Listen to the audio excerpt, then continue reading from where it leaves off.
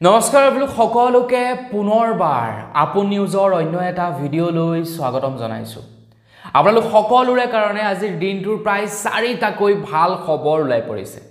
অৰুণোদয় আঁচনিৰ পৰা আৰম্ভ কৰি ৰেচন কাৰ্ডৰ পৰ্যন্ত আপোনালোকৰ কাৰণে 4টাকৈ আজিৰ দিনটোৰ ভাল খবৰ ওলাই পৰিছে। ভিডিঅ'টো প্ৰথমৰ পৰা শেষলৈকে চাই থাকিব।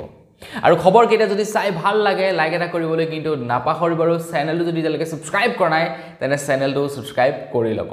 তো মই শ্ৰী পাঞ্জি গগৈ আপোনালোকে চাই আছে আপোন নিউজ। আহক আৰম্ভ কৰোঁ আজিৰ ভিডিঅ'।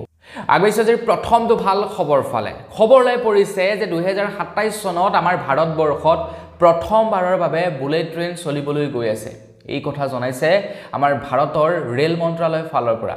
ৰেল মন্ত্ৰালয়ে জনাইছে দেশত 2027 চনত প্ৰথমবাৰৰ বাবে বুলেট ট্ৰেইন চলিব।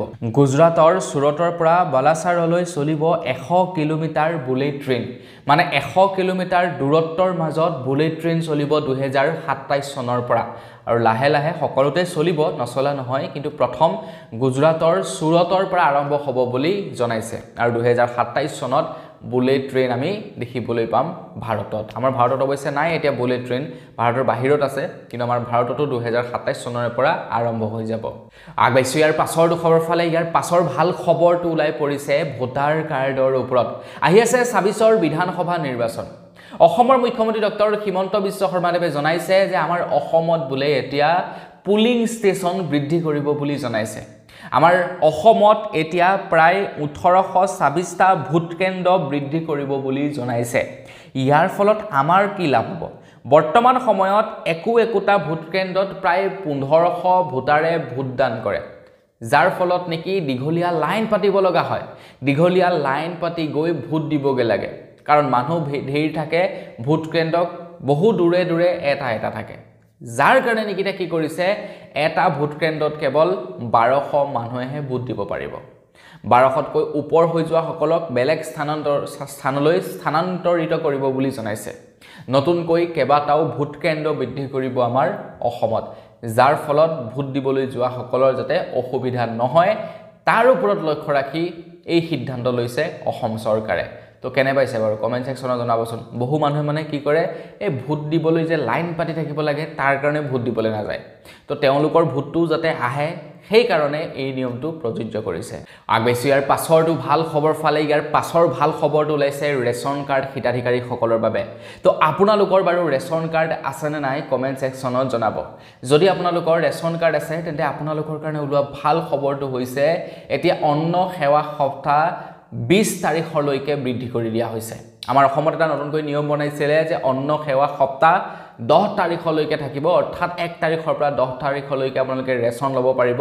কিন্তু এতিয়া 20 তাৰিখলৈ বৃদ্ধি কৰি দিয়া হৈছে। 10 তাৰিখলৈকে দিব চাউল, আৰু 10ৰ পৰা মানে 11 তাৰিখৰ পৰা 20 তাৰিখলৈকে আপোনালোকক দালি, চেনি আৰু নিমখ এই তিনিওটা সামগ্ৰী দিয়া হ'ব। আৰু জানুৱাৰী মানৰ পৰাতো আপোনালোকক মিঠাতেলো প্ৰদান কৰিব। আগবাইছে একেবাৰে শেষৰটো ভাল খবৰ ফালে। একেবাৰে শেষৰ ভাল খবৰটো ওলাই পৰিছে অৰুণোদয় হিতাধিকাৰীসকলৰ বাবে। তো বহু মহিলাই অৰুণোদয় আঁচনিৰ পইচা পাই আছে আৰু বহু মহিলাই পোৱা নাই। তো তেওঁলোকেও চিন্তা কৰিব নালাগে, তেওঁলোককো শীঘ্ৰেই পইচা বিতৰণ কৰিব বা তেওঁলোককো অৰুণোদয় আঁচনিৰ পইচা দি দিব। তো খবৰ ওলাই পৰিছে যে আমাৰ অসমত ফেব্ৰুৱাৰী মাহত অৰুণোদয় আঁচনিৰ পইচা লাভ কৰা মহিলাসকলৰ কাৰণে এটা ভাল খবৰ আহিব বুলি জনাইছে। এটা কেনেকুৱা ভাল খবৰ নাজানো, আৰু এতিয়ালৈকে কিন্তু 250 টকাটো যে সেই গেছৰ 250 টকাটো এতিয়ালৈকে দিয়া নাই, কিন্তু তো সেই 250 টকাটো দিব চাগে। আৰু তাৰ লগতে মিঠাতেল দিম বুলি কৈছিলে, তো মিঠাতেলো হয়তো দিবও পাৰে। ঠিক আছে, তো মিঠাতেল কিনিবৰ বাবে পইচা দিব বুলি কৈছিলে, হয়তো অৰুণোদয় আঁচনিৰ লগতে মিঠাতেল কিনিবৰ কাৰণে পইচা দি দিবও পাৰে। নতুবা হয়তো চাগে আপোনাক সেই যিটো নেকি গেছৰ পইচা দিব বুলি কৈছিলে সেই গেছৰ পইচাটোও চাগে জানুৱাৰী ফেব্ৰুৱাৰী মানৰ পৰা দি দিব পাৰে। মুঠতে ফেব্ৰুৱাৰী মাহত অসমৰ অৰুণোদয় আঁচনিৰ পইচা লাভ কৰা মহিলাসকলৰ কাৰণে এটা বৃহৎ উপহাৰ দিব অসম চৰকাৰে। হয়তো চাগে এপ্ৰিলত যিহেতু বিহু আহি আছে, বিহুৰ কাৰণে হয়তো ফেব্ৰুৱাৰী মাহৰ অৰুণোদয় পইচাটো বৃদ্ধিও কৰি দিব পাৰে। কাৰণ আপোনাৰ আহি যাব খুব সোনকালে বিধানসভা নিৰ্বাচনৰ বাবে অৰুণোদয় আঁচনিৰ পইচা বিতৰণ কৰিব নোৱাৰা হ'বও পাৰে।